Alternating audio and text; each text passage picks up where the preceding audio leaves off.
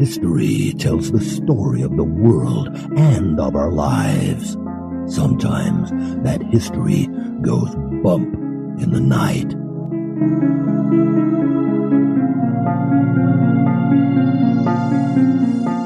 Broadcasting from the center of oddity and the supernatural in Central Florida, it's the History Goes Bump podcast. Hello, you spooktacular people. Welcome to this 592nd episode of the History Goes Bump podcast. Ghost Tours for the Theater of the Mind. I'm your host, Diane. And this is Kelly.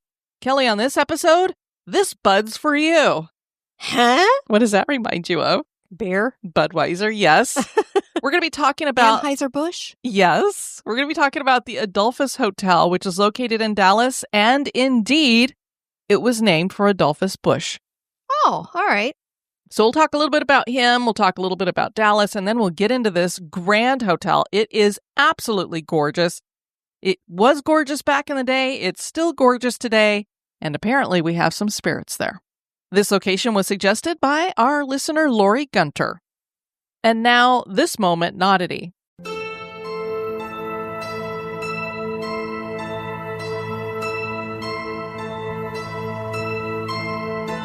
The moment in oddity was suggested by Chelsea Flowers. Anyone who has listened to this podcast long enough knows that Diane and I are weird kids, and as such, we love learning about circus sideshow performers from back in the day. Many people who ended up performing in circus sideshows were sadly shunned in, quote, normal society, but joining a circus gave them steady work and a family. One of those sideshow performers, by the name of Francesco Lentini, was born with a parasitic twin. Frank had his twin attached at the base of his spine, with an extra full-size leg with a foot attached near the knee on his third leg. He was born in 1889 to a large Italian family that already had 11 children. As if dealing with the third leg was not difficult enough as a youngster, one of its primary legs was a full 2 inches shorter than the other. In total, Frank had 16 toes. Sadly, his hometown began calling him, quote, the Marvel, or Little Monster. Frank's family sent him away to live with his aunt, who found a home for disabled children for the young boy to live at. It was there that Frank witnessed many other children living with disabilities far greater than his. And despite how much he hated his personal disability, the experience put his life in a different perspective. In 1898, when Frank was 9 years old, he traveled to America, where his father reconnected with an acquaintance, who was an accomplished showman. By 1899, Frank Lentini had found a place for himself, becoming one of Ringling Brothers' most popular acts. He performed with various circuses for nearly 40 years, and earned several monikers in the process, like the Great Lentini, the Three-Legged Sicilian, the Great Medical Wonder of all time, and the only three-legged football player in the world. Frank was charming and comedic, while engaging the crowd as he performed acts such as jumping rope, cycling, skating, and, of course, kicking a soccer ball around the ring. He gave many interviews, and even when questions were somewhat inappropriate, Frank used his quick wit to deflect invasive questions. It was known that Frank also had an additional appendage of another type. Frank Lentini was also successful in love, having 4 children with his first wife and finding love again after his separation. He performed until the very end, when in 1966 he passed away from lung failure at the age of 77. I hesitate to call Frank Lentini odd, even though he embraced and celebrated his oddness. So instead, I will call him extraordinary.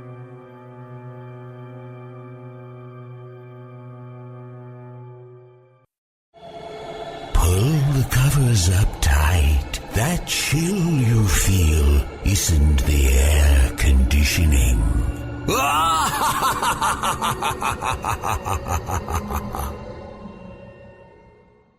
And now this month in history.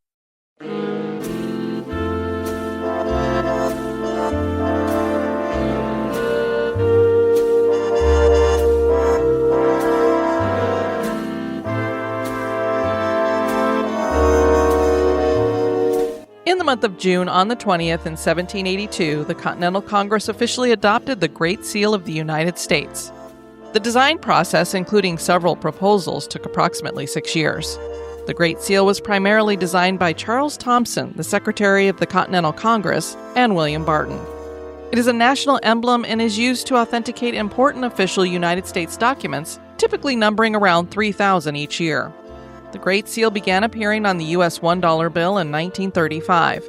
The principal elements of the seal are the American bald eagle, which symbolizes America, and is shown holding a scroll in its beak with the motto, E pluribus unum, which translates to, out of many, one. The shield appears with red and white stripes representing the original 13 colonies, and the blue on top unites the shield and symbolizes Congress. The olive branch and arrows held by the eagle represent peace and war, and America's power to choose between the two. While the constellation of stars above the eagle represents the new states taking their place among other sovereign powers. Beginning in September of 1789, the U.S. Department of State began managing the Great Seal of the United States and continues to do so today.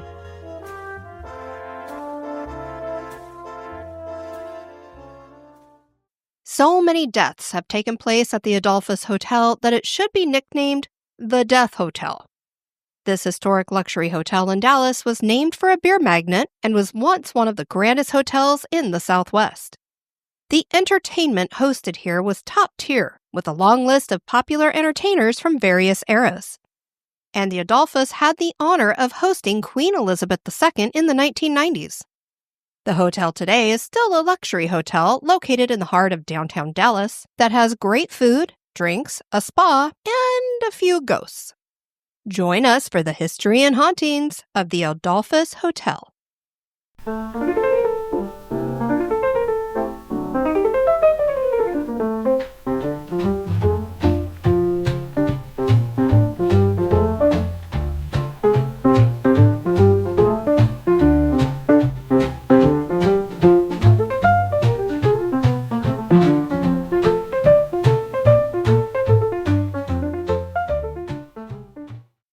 Dallas would be a city built around elements of transportation. There is, of course, the discovery of oil. I think when anybody thinks about Texas, they think about oil. Yes. But the railroad was a key component shaping the city's development. The beginnings of Dallas, though, started with a small trading post on the Trinity River, which was established by John Neely Bryan, who would go on to serve as its postmaster, ferry operator, and a store owner. That was after Texas had won its independence from the Spanish, who arrived in the 18th century. Around that same time, the French had also claimed the spot. They both had pushed out the indigenous tribes of the Wichita, Kickapoo, Tawakoni, Caddo, and Comanche. No one knows exactly what inspired John Neely Bryan to call this settlement Dallas. Theories include a Scotland town with the name, or Vice President George M. Dallas. The town was officially incorporated as a city in 1856, nearly 10 years after Texas was annexed by the United States. I believe we've mentioned this fun fact at some point, but there have been a total of 6 flags that have flown over the Dallas area: France, Spain, Mexico, the flag of the Republic of Texas, the Confederate flag, and the flag of the United States of America. And that was the inspiration behind the amusement park named Six Flags. Oh. So if you've ever wondered why that was called Six Flags, now you know. One of the first skyscrapers built west of the Mississippi was here in Dallas, the Praetorian Building. It was constructed in 1909 and had 15 stories. The exterior was unique, with neoclassical styling that incorporated gray granite, gold, and terracotta. The interior featured tile, marble, and African mahogany. That building was eventually demolished in 2013. But before that, there were rumors that it was haunted by the spirit of a woman named Sally, who had been murdered there by a coworker. Some say she still haunts the site to this day, and I'm not exactly sure what they built in its place. Adolphus Busch saw Dallas as a city of the future, and he invested in its real estate market. One of his biggest contributions to that market was the construction of the hotel that bears his name, the Adolphus Hotel. Busch was born in 1839 in Germany, the baby of a family with 21 brothers. I know I say this all the time when we hear about these women back in the day popping out 10, 12 kids, but 21? Good back night. then? Come on. The Busch family made their wealth in the winery and brewery supply business. Adolphus came to America in 1857 with 3 of his brothers, and they ended up in St. Louis, Missouri. Because apparently that's where all the Germans were coming, including my family. This was a move that Adolphus felt he had to make so he could build his own wealth. With 21 brothers, he wouldn't be inheriting much. He did get a bit, though, which he used to found a brewery supply company after he served for the Union during the Civil War. Through his business, Adolphus met a soap manufacturer who also dabbled in breweries, named Eberhard Anheuser. The men became friendly, and Adolphus ended up marrying his daughter Lily in 1861. After that, he joined the Anheuser brewery business and bought out his father-in-law's partner. The company was renamed Anheuser-Busch in 1879, and as they say, the rest is history. Yes, and back in the day when I, wasn't into the craft brews, Budweiser was my favorite. I tend to not drink any of that anymore, though. I have a picky palate now. You're a beer snob. I am a beer snob. Be real. But I do like the occasional Budweiser here and there, and if Bud Light is free, I'll drink one. I was going to say when it's free at SeaWorld. Yes. Clearly, Adolphus became very wealthy with Budweiser, which was the most successful nationally distributed beer of the pre-Prohibition era. He used some of that money to build the Adolphus Hotel in Dallas. The location where the hotel was built used to be occupied by the Renaissance Revival City Hall. And it was so cool looking. So, unfortunately, they decided to move and Adolphus razed the old City Hall. I was like, oh, it was such a cool looking building. But he is going to put a very cool looking hotel in this place. Construction began on the building in 1911, and the style was modeled off a Germanic castle with a 22-story tower that was the tallest building in Texas for decades. The architects were Barnett, Haynes, and Barnett, and they used elements of the École des Beaux-Arts architectural style, which is Parisian. This emphasized heavy masonry of red and gray granite while incorporating classical forms and features and elaborate ornamentation featuring some of our favorites, Kelly. Gargoyles, and they are flanked by large heads of Greek gods. And when I say large, I mean these things are huge. We will put some pictures up on Instagram. And they've got helmets on them and everything, so it's like, whoa. The interior was opulent, featuring brass fixtures, gilded ornamentation, alabaster, silk and velvet draperies, sculptured panels in bas relief, and vaulted ceilings. And there was one bronze chandelier. This chandelier was ornamented with hopberries and leaves, along with the brand's signature eagle with wings spread wide. The light had a twin, and both were originally commissioned by Busch to hang above the Anheuser-Busch exhibit at the 1904 St. Louis World's Fair. Can you imagine you're at the World's Fair and you have these two huge, and I mean, these aren't little chandeliers, they're huge, hanging above your exhibit. Very impressive, I'm sure. So what do you do with them after the fair is over? Well, you take the chandeliers and move them to the stable where the Clydesdales are being kept. That's cool. I've never had a barn with a chandelier in it. That would be pretty cool. I mean, they'd get dusty as hell, but... I was like, okay. Well, anyway, once he built the Adolphus, he decided to take one of those chandeliers and hang it in the hotel, and it is still in there today, hanging above the escalators. Very cool. The Adolphus Hotel opened on October 5th, 1912, with great fanfare. The French Room was part of the hotel when it opened and still remains today. This was truly a golden era dining room, with classic European design, with a honed marble floor, gilded Louis XVI-style chairs, ornate sconces, and twin Italian Murano glass chandeliers. Adolphus bought a Steinway piano for the hotel, with an interesting backstory. Millionaire Benjamin Guggenheim had bought this piano in Europe, and he was planning to bring it back with him when he traveled back to America aboard the RMS Titanic. A delivery snafu brought the piano to the dock the day after the grand ship had set sail, so it didn't end up at the bottom of the Atlantic Ocean. Guggenheim wasn't able to retrieve the piano later because he did go down with the ship, apparently after putting on his finest suit with a rose tucked into his buttonhole while sipping on some brandy. I mean, if you're going to go down with a ship, you might as well go in style. Yeah, that's true. That piano is still at the hotel in the French Room salon. Here comes my favorite part of this hotel. In the 1920s, the Adolphus Hotel premiered the Century Room, which is actually the French Room. I don't know what they called it originally. I don't know if they called it the French Room originally, and now it's gone back to the name, or if it was called something else, and then they changed it to the Century Room. But it's on the 19th floor, and this would have been the place to be in Dallas at the time. If we could time travel back in Dallas, Kelly, this would be a great spot, as the room hosted a variety of entertainment that included the big band music of Glenn Miller, the singing of the Andrews Sisters, and the swinging sounds of Benny Goodman. Oh my gosh, I would love it.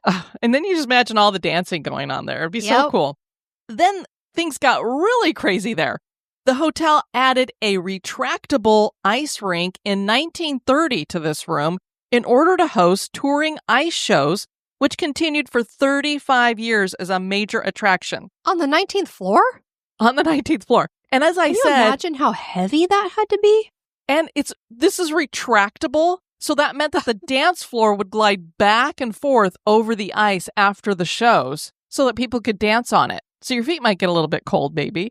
But I'm like, this is back in the 1930s, and they had this retractable floor thing going on. That's incredible. And you're literally sitting around it. It's like a theater in the round kind of thing, where you're, having your food, eating in the dining room, and you're watching these shows going on there. And they could just like zip right up to your table and sprinkle some little ice chips at you and then zoom over here. And the kids thought it was the greatest thing. Hey, hot flash, bring some over here.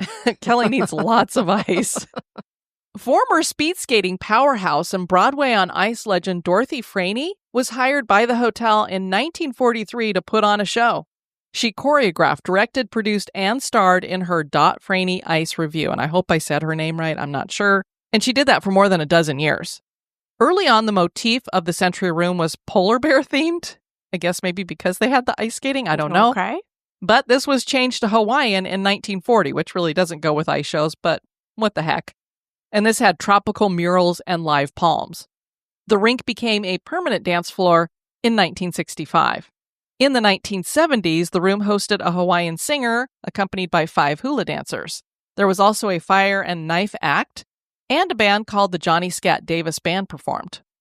Another form of entertainment coming out of the hotel was in the form of broadcasting. In 1936, KRLD Radio began broadcasting live from the hotel, and the studio brought in big names for appearances. These included Bob Hope and Kate Smith.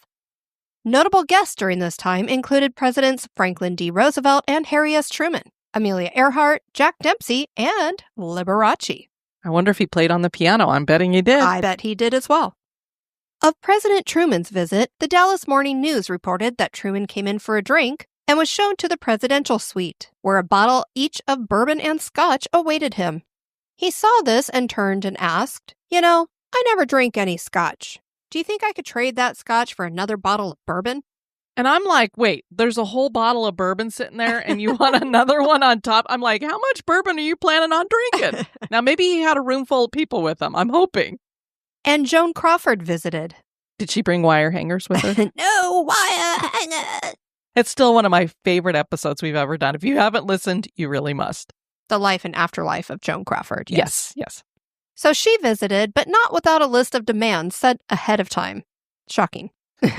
These demands, according to the D magazine, included 2 bottles of vodka brought daily to her room, a carton of breath mints, extra towels so she could see to the bathroom herself, and no fewer than 20 pillows.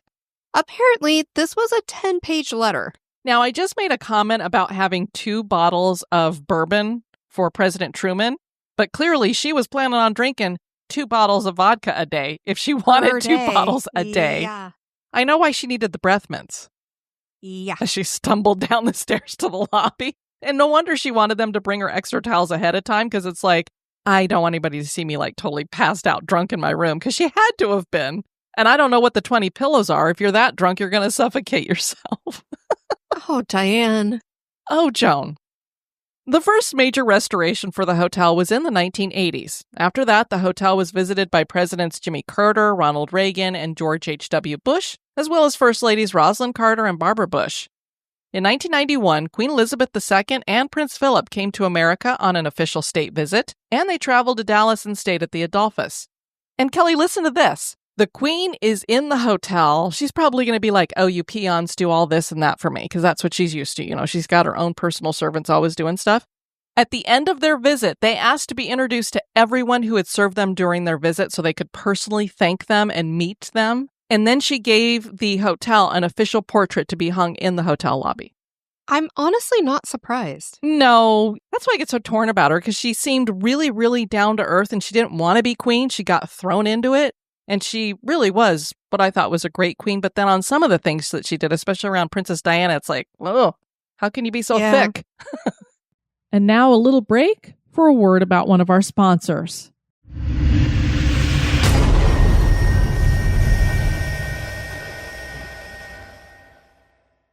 Dallas creative and design firm Swoon. I mean, who wouldn't call your design firm Swoon? I'm sure it's run by some gay men. It has to be. Diane, good grief, you're in rare form. So it's called Swoon the Studio. It partnered with the company Make Ready to give the hotel a multi-million-dollar refresh in 2016. And this erased all the extremes of the 1980s. So apparently when they did that first major renovation, they added gaudy stuff. It was awful. They covered over some of the original stuff, put in this horrible carpeting and everything. So in 2016, they're ripping back this flowery, hideous carpet. And they're like, there's marble tile underneath. Woo! So they get rid of all of those excesses and took the hotel back to its elegant beer empire heyday. That restoration was completed in 2018. And then the hotel entered Marriott's Autograph Collection portfolio. Today, the hotel features 268 rooms and 139 suites, twin roaring fireplaces in the lobby, the French Room Bar and Salon, which had been the Century Room, City Hall Bistro, and Spa Adolphus. One of the signature drinks offered is the Aperol Spritz, which has a vibrant orange hue and a bittersweet flavor that comes from an infusion of herbs and roots. This is part of a Southern Italian tradition to stimulate the appetite called an aperitivo drink. Now, I had never heard of this before, but as I was perusing their official website, there were these pictures at the bottom, and I see this like orangey-looking drink with this bottle next to it that says Aperol on it. And I'm like, what is that? I've never heard of that before. So then I looked it up and saw that they make it into this spritz, and then I go back and I look and see it's got this huge history in Italy. One of the stories that I read online, this woman had written a blog post. She'd gone back to Italy and was hanging out with some of her family, I think, that was from there. And they said, hey, have you ever had one of these Aperol spritzes? And she's like, no. So they bring it to her and she takes a, swallow and is like keeping it in her mouth. And she's like, I was very tempted to spit it into the bush next to me. Oh my. Because it was that bad. But she was just like, I pretended like, oh, that's nice. She goes, but my face must have betrayed me a little bit. Because then he goes, oh no, I'll go get you a better one. So she goes, he comes back with a green-looking drink, which was a slight bit better, but not much. Oh, my. She was like, yeah, I don't think I'll be drinking any of these appetite-type drinks. Thank you. It kind of ruined my appetite. Can you bring me a Budweiser? Yeah. Everything is just really luxurious and glamorous. Except, remember that part we pointed out about calling this place the Death Hotel? This is right up my alley. All right, so this brings me to an article that I stumbled upon, written by Holland Murphy. She was writing for D Magazine back in 2018, and she managed to track down nearly all the recorded deaths that happened at this hotel, and there are a lot of them. And what started her down this path is she had heard about a couple of the ghost stories here, and like myself, she went to go see, well, what's the evidence behind this, or is this just a legend? And of course, she couldn't find any evidence for those two stories. You look in the newspaper. Obviously, if you have like a murder or a bride who kills herself in the hotel, maybe that wouldn't make the news, but definitely a murder would. And she's not finding any proof of it. But then she starts looking around going, well, holy cow, look at this death story and this death story and this death story. We're going to go ahead and share this list from Holland Murphy. And let me just say, before I read these, there was a disclaimer on the article. We're going to give the same one. You may not want to listen to the rest of this episode because these are pretty gnarly, some of them. The first one was from October 20th, 1912, and it happened right after the hotel's grand opening. It was just 2 weeks after the Adolphus's grand opening, an Italian waiter fresh from Chicago fell 3 floors down the elevator shaft from the main lobby. I always hate when you hear these stories of people falling down elevator shafts because it's like, how do you do that? The doors, shouldn't they be closed? Can't you see there's not an elevator there? It's like, how does that even happen? Well, apparently how this happened is he had turned to talk to someone, and while he's talking to the person, he's like backing towards the elevator. This is why you're supposed to watch where you're going. He didn't notice that the lift had gone up without him, And apparently the doors didn't close. Now, back in 1912, these would have been doors, I guess, that you kind of have to close yourself with the little gate. So maybe that was the problem. That's probably what the problem is here, is that the gate wasn't closed. So, whoops, he goes down. And apparently his skull was crushed, but he was still somewhat alive because he didn't die until 2 hours later at the Baptist Sanitarium where doctors Rosser and Doolittle. Is that a real last name for a doctor? Dr. Doolittle. I guess. Okay. Unsuccessfully, quote, performed the operation of raising the bone. I don't His know what skull, I'm that sure. means. Maybe. Lifting it back up. Yeah, I guess they didn't realize once that skull's gone into your brain, you're pretty much toast. She finds this other one on May 14th, 1913. You've got a 45-year-old insurance man who also happens to be a Shriner. I don't know why they threw that into the story, but there you go. He's from New Hampshire. He comes to Dallas. There's probably some kind of a convention here, an insurance convention, and he decides to go for a walk with a group of men after they have dinner at the Adolphus, during which time he became ill and sank to the sidewalk. His friends helped him back to the hotel, and 30 minutes later, he was dead. It's like, what the hell happened to this guy? That's some intense food poisoning or something. The death was ruled an acute attack of indigestion and apoplexy. And as we have found in the past, apoplexy means stroke. It's also possible that the medical examiner uses as a blanket term for sudden death, but I'm thinking it probably was more like a stroke. It was difficult to differentiate between a heart attack and a stroke, of course, back in the day. So whatever it was, he probably was feeling ill because, people, when they're going to have a heart attack, they feel kind of sick to their stomach. Right. So that's probably what happened to him, is he was having a heart attack and it took him out. And maybe it was because he had a big, heavy meal. We hear this story all the time, of course. On February 7th, 1915, there's this business meeting that's going on in this hotel room. It's this 26-year-old traveling collector for an Iowa cement company, and he has this Dallas gentleman in there with him while they're having this meeting. And all of a sudden, he's like, I need to use the bathroom. So he goes to the bathroom and then subsequently, which I'm thinking is after he's used the restroom, comes back into the room, throws himself across the bed, and was soon in convulsions. A 1/3 emptied 6-ounce bottle labeled poison was found in the bathroom. What? In the room, there was a note believed to have been addressed to the young man's stepfather that read, I got the wrong bottle, love to all. What in the world? I have no idea. It's almost like, oh, there's somebody here to witness me kill myself? And then he goes into the bathroom and swallows some poison? But what bottle was it supposed to be if he got the wrong? I don't know. It makes you wonder if there was something that happened back at home and something was the wrong bottle, or Very strange. very mysterious. On December 26, 1917, after stopping to let a passenger off at the 6th floor of the Adolphus Annex, the then brand new 12-story addition built onto the hotel, the 16-year-old elevator boy attempted to hop on the already ascending elevator, but missed his step and fell 100 feet to the basement. Oh, man. Why would you do that? I guess because you're 16. The news report said the boy's skull was shattered and both legs were broken. Of course, it's 100 feet to the basement. On January 15th, 1920, just after 11 p.m. in the Commerce Street entrance to the Adolphus, a chauffeur for Bauer Auto Rent Company was fatally shot 3 times by a chauffeur for Adolphus Auto Rent Company. Apparently they were having a fight with each other. My car's better than your car or something. And then the one guy shoots the other one. About 20 witnesses were on the scene, and one of the victim's co-workers explained that bad blood had brewed between the two men during a chauffeur strike several days prior, and the gunman had a bruise and cut on his face to prove it. Okay. Well, answering getting hit in the face with a gun is not really right. You think? It's a little over the top. A little overkill, as it were. Wah, wah, wah. On October 22nd, 1924, a 30-year-old Mexican cook stuck his head in the elevator shaft. Don't do that! You just know what's going to happen here. To look for the elevator's whereabouts and was instantly killed by the descending car. This is not the first time we've heard this story. Yeah. How many times do you got to... Where's it at? Okay. How about you just stand there and wait to see when it comes? It will be in front of you when it gets there. On February 21st, 1930, we have this story when a model walked into a hotel room ready to assist a 60-year-old millinery salesman with his spring displays. She found nothing but a torn window screen. She notified staff, and the man's body was soon found in an air shaft. The young woman told authorities the man had recently been despondent and had told her he wouldn't see his family again. Investigators ruled the case a suicidal jump.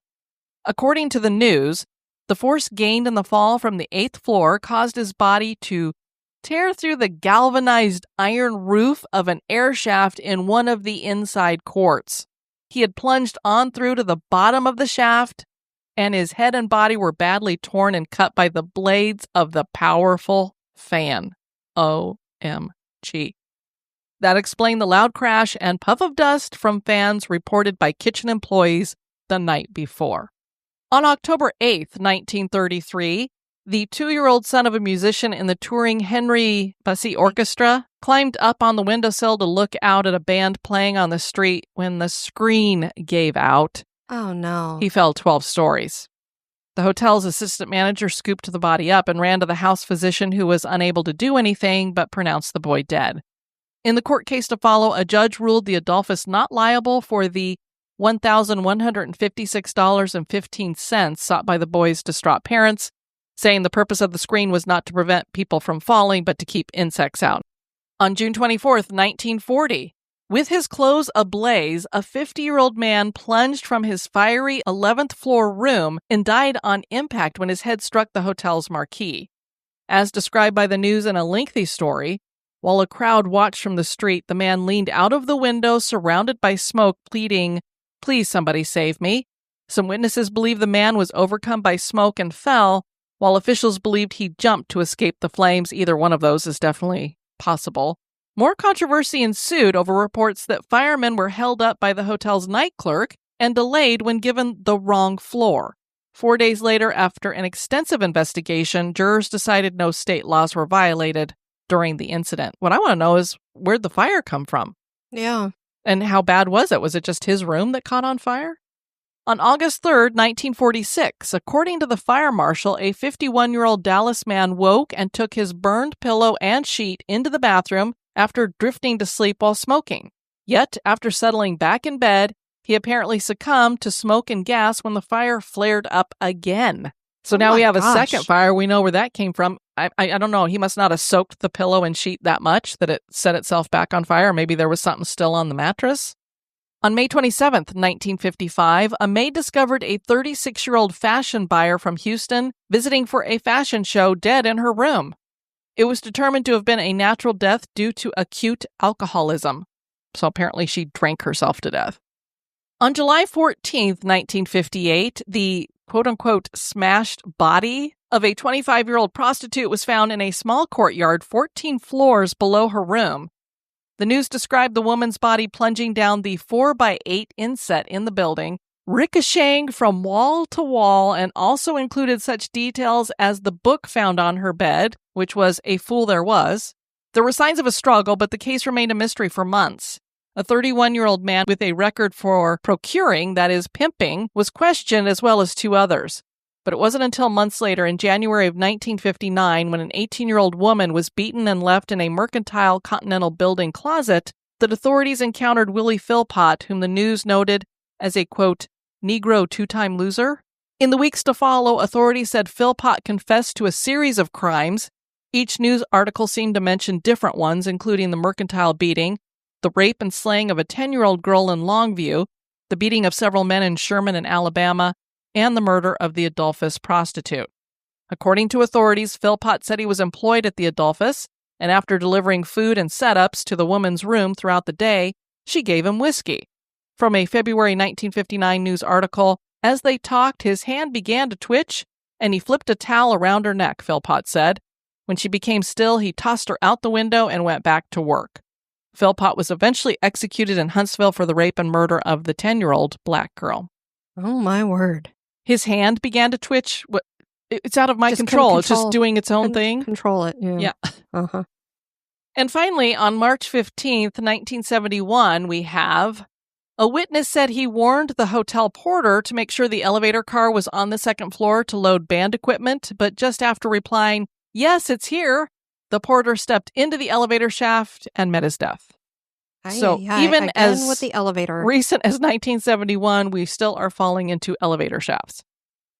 In the wake of all this death, spirits seem to have been left behind.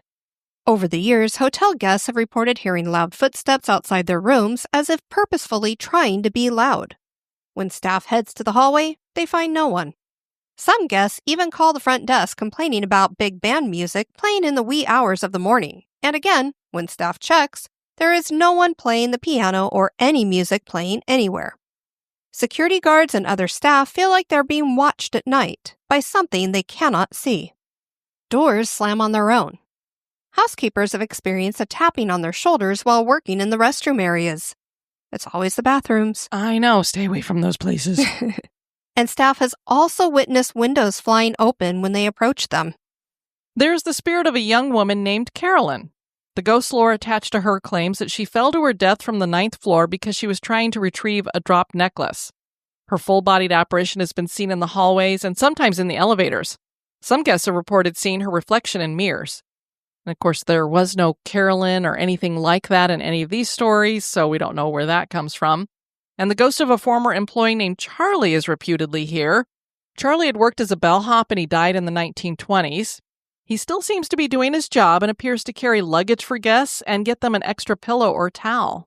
When guests approach management to thank them for Charlie's hard work, they're told that there is no Charlie on staff, especially one wearing a bellhop outfit from the 1920s. And again, we have no story about a bellhop named Charlie dying. Now, maybe he was one of these that, fell down the elevator shaft at some point. Could be, since it happened enough times. Yeah, I could see why the elevators are said to be haunted here. Another of the spirits said to be here is a jilted bride. Her legend is that she took her own life on the 19th floor after she was left at the altar in the 1930s. Guests claim to hear her disembodied wails, and the 19th floor does seem to be the most haunted. Elevator doors mysteriously open and close on their own. Some claim that 1930s music box sounding music accompanies her activity. Aristolic on YouTube made a video featuring this phenomenon in 2009, writing, "We were on the elevator at the Adolphus Hotel in Dallas, Texas. Got off on the 19th floor, and all of the elevator doors were opening and closing like crazy, as well as the phones ringing. This happened 2 nights in a row." Jonathan Lewis, 8800, wrote in 2023, "No joke, I serviced this location, and the elevators and doors are always freaking me out." So we have a link to the video in the show notes, Kelly. And here, I'll play it for you. And all of the elevator doors are opening at the same time. It's very weird to have all the elevators on the same floor. And as they're ringing. opening and closing, and they're doing it multiple times, there's a phone ringing. And there's like 5, does that look like 5 elevators? 1, 2, 1, 2, 3, 4, 4, 5. Yeah. They're all doing it.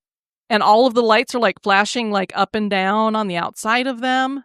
Just look at that. Isn't that strange? That is bizarre. I've never seen anything like it. Even if they were like screwing around with them, you'd have to have a lot of people with you because there'd have to be somebody in all of those elevators constantly pushing the doors to open. Depending, because you can't see. You can't see on the one side of the left elevators. side. Yes. Yeah. So they could be that's where fooling the buttons around. are located. Yeah, they could. They could be scrunched into that corner doing that, just constantly pressing the open, closed, open, closed. That's definitely very strange. It is.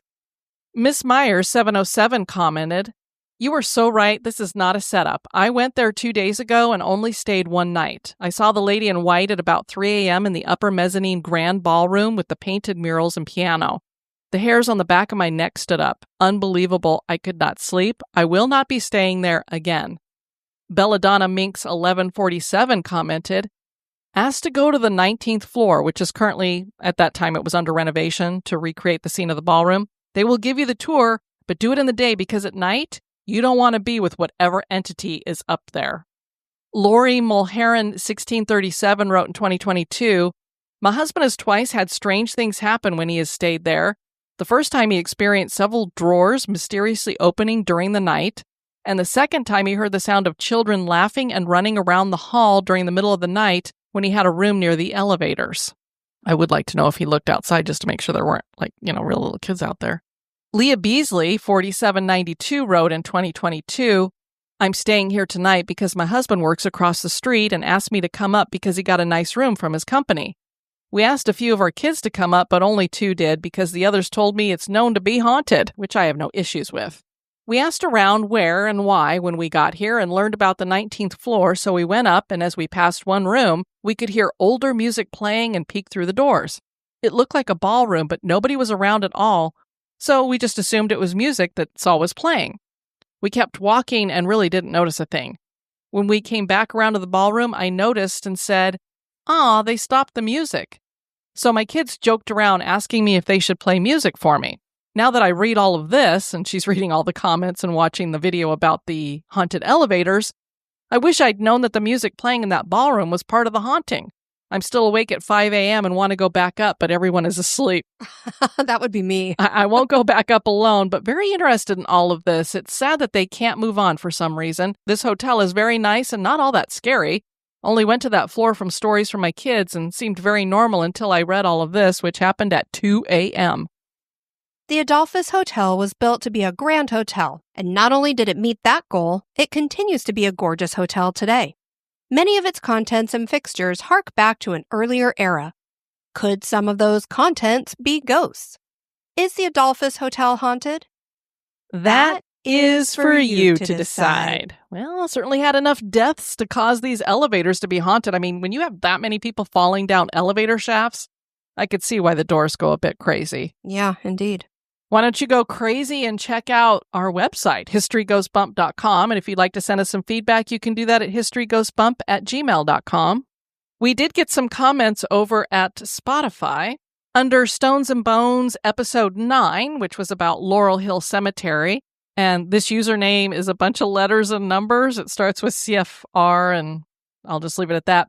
Hi, ladies. If you ever get up to the Lehigh Valley in Pennsylvania, I have a very beautiful cemetery for you to visit. It has tombstones from the 16 and 1700s. It's called the Fairview Cemetery in Whitehall.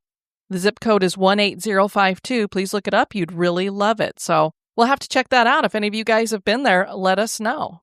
Under episode 590, featuring Lake Lanier, we heard from Natalie. She says, "Oh, this is definitely the podcast episode I was waiting for. So incredibly sad how it was a town full of Black people who are thriving before it was flooded and forgotten. Thank you for covering this." And yes, indeed, it truly was sad how those Black people who were really thriving there were so mistreated and run out of the town.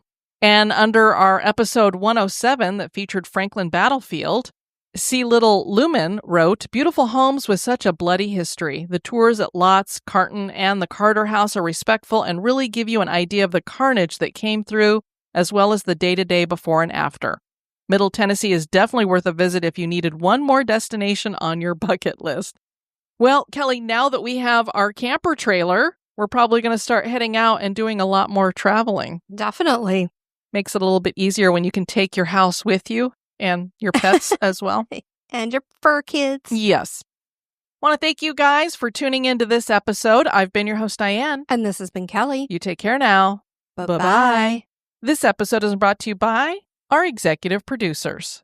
Join me in the cemetery by becoming an executive producer. You can join on Patreon or PayPal. Check out the Support the Show tab on the website for more information.